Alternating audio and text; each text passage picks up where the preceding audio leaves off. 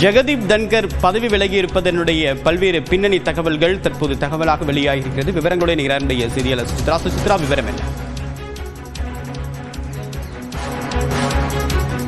துணை குடியரசுத் தலைவரும் மாநிலங்களவையினுடைய தலைவருமான ஜெகதீப் தன்கர் நேற்று திடீரென ராஜினாமா செய்த நிலையில் பல்வேறு தகவல்கள் தற்பொழுது வெளியாகி இருக்கின்றன. அவருடைய ராஜினாமாவிற்கான காரணங்கள் என்னவாக இருக்கலாம் என, குறிப்பாக நேற்று மாலை மற்றும் இன்று பிற்பகல் என 2 அலுவல் ஆய்வு கூட்டங்கள் என்பது ஜெகதீப் தன்கர் தலைமையில் நடைபெறுவதற்காக அவர் ஒரு அழைப்பு விடுத்திருந்தார். 4:30 மணிக்கு நேற்று மாலையும் இன்று பிற்பகல் 1 மணிக்கும் குறிப்பாக மாநிலங்களவையில் ஆலோசிக்கப்பட வேண்டிய விவகாரங்கள் என்னென்ன விவகாரங்களுக்கு பேசுவதற்கான விவாதம் நடத்துவதற்கான அனுமதி என்பது வழங்க வேண்டும், மேலும் எவ்வளவு நேரம் வழங்க வேண்டும் என்பது தொடர்பான பல்வேறு ஆலோசனைகளை வழங்குவதற்காக அவைத் தலைவர்களுக்கு அவர் அழைப்பு விடுத்தது மிக முக்கியமாக பார்க்கப்படுகிறது. அதே சமயத்தில் மிக முக்கியமாக இந்த மழைக்கால கூட்டத்தொடரில் உயர்நீதிமன்ற நீதிபதியான யஷ்வந்த் வர்மாவிற்கு எதிராக பண குவியல் கண்டெடுக்கப்பட்ட விவகாரத்தில் அவரை இம்பீச்மெண்ட் செய்து தகுதி நீக்கம் செய்வதற்கான ஒரு தீர்மானத்தை மத்திய அரசாங்கமானது கொண்டு வருவதற்கான முயற்சியில் ஈடுபட்டு மக்களவை சபாநாயகரிடம்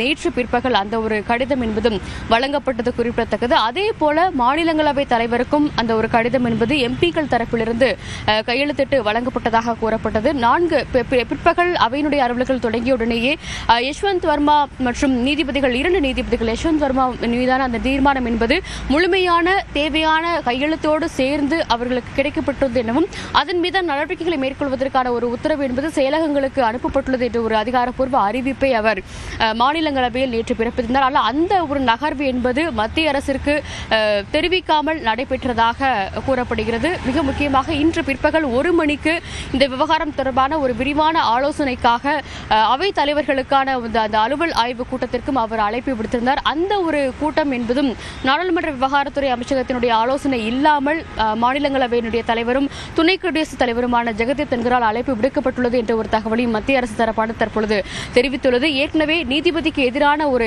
இம்பீச்மெண்ட் மோஷன் என்பது அரசாங்கத்தின் தரப்பிலிருந்து கொண்டு வருவதற்கான ஒரு நகர்வுகள் செயல்பாட்டில் இருந்த நிலையில் மாநிலங்களவை தலைவர் தன்னிச்சையாக எவ்வாறு செயல்பட முடியும் என்ற ஒரு கேள்வியை நாடாளுமன்ற விவகாரத்துறை அமைச்சர்கள் தரப்பானது தெரிவித்திருக்கிறது. இந்த விவகாரங்களும் அவருடைய ராஜினாமாவிற்கு ஒரு காரணமாக இருக்கலாம் என்று தற்பொழுது கூறப்படுகிறது. இன்று பிற்பகல் 1 மணிக்கு நடைபெறவிருந்த அந்த ஒரு அலுவல் ஆய்வு கூட்டமும் தற்பொழுது நடைபெறுமா என்ற ஒரு கேள்வி என்பது எழுந்துள்ளது. இன்று அவை கூடிய உடனேயே மாநிலங்களவையுடைய துணைத் தலைவர் ஹரிவன்ஸ் தலைமையில் அந்த ஒரு அவையினுடைய அலுவல்கள் தொடங்கியிருக்கும் நிலையில் கடும் அமளியின் காரணமாக அவை 12 மணி வரை ஒத்திவைக்கப்பட்டுள்ளது. மிக முக்கியமாக ஏற்கனவே பஹல்காம் விவகாரத்தில் ஒரு விரிவான ஆலோசனை என்பது நடத்துவதற்கான அனுமதி வழங்கப்படும், அதற்கான நேரம் ஒதுக்குவதற்கான ஒரு ஆலோசனை தான் நேற்று மாலை நடைபெற்ற அலுவல் ஆய்வு கூட்டத்தில் ஜெகதீப் தன்கர் தலைமையிலான அந்த ஒரு குழு என்பது முடிவெடுத்து மிக முக்கியமாக பார்க்கிறார். அதே சமயம் இந்த தகுதி நீக்க விவகாரத்தில் அவர் தன்னிச்சையாக செயல்பட்டுள்ளார் என்ற ஒரு குற்றச்சாட்டையும் நாடாளுமன்ற விவகாரத்துறை அமைச்சகத்தினுடைய அதிகாரிகள் தரப்பானது தெரிவித்து அதனுடைய காரணமாக அவரை தகுதி நீக்கம், குறிப்பாக ஜெகதீப் தன்கரை நீக்குவதற்கான ஒரு முடிவிற்கு பாஜகவுடைய மூத்த அமைச்சர்கள் பரிந்துரை செய்ததாகவும் அதன் அடிப்படையில் அதற்கான கையெழுத்துக்களும் பாஜக எம்பிக்களிடம் இருந்து நேற்று இரவு பெறப்பட்டது. ஆனால் அவருடைய ராஜினாமா கடிதம் வெளியானதை அடுத்து அந்த ஒரு சமர்ப்பிப்பு, அதாவது தகுதி நீக்கத்திற்கான ஒரு கடிதம் என்பது சமர்ப்பிக்கப்படவில்லை என்ற ஒரு தகவலும் பாஜக வட்டாரத்திலிருந்து தற்பொழுது தெரியாகின்றன. நேற்று இமீடியட் எஃபெக்ட் என்ற அடிப்படையில் அரசியல் சாசன விதி 63 கீழ் அவர் கையெழுத்ததன் காரணமாக இன்று அலுவல்களில் அவர் பங்கேற்கவில்லை. மேலும் மாநிலங்களவையில் பிரிவு உபச்சார உரை என்பதையும் அவர் நிகழ்த்த மாட்டார் என்ற ஒரு அறிவிப்பையும் ஜெகதீப் தன்கருடைய அலுவல் வட்டாரம் என்பது தெரிவித்திருக்கிறது. தேவா, இப்ப யஷ்வந்த் வர்மாவுடைய தகுதி நீக்க நடவடிக்கை தன்கருடைய ராஜினாமாவின் காரணமாக பாதிக்கப்பட வாய்ப்பு இருக்கா? அடுத்ததாக மத்திய அரசுடைய வியூகம் என்னவாக இருக்கு? யார் துணை குடியரசுத் தலைவராகுவதற்கு வாய்ப்பு இருக்கு?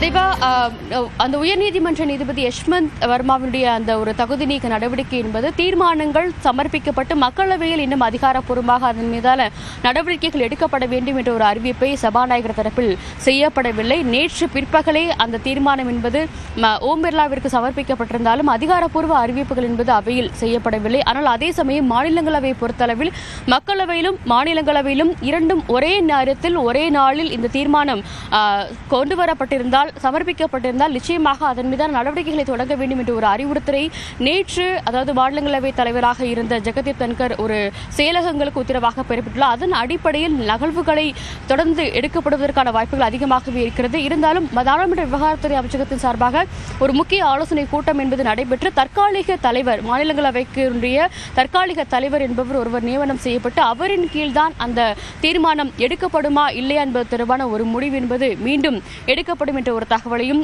கிரண் ரிஜிஜுவினுடைய அலுவலக வட்டாரங்கள் தெரிவித்துள்ளன.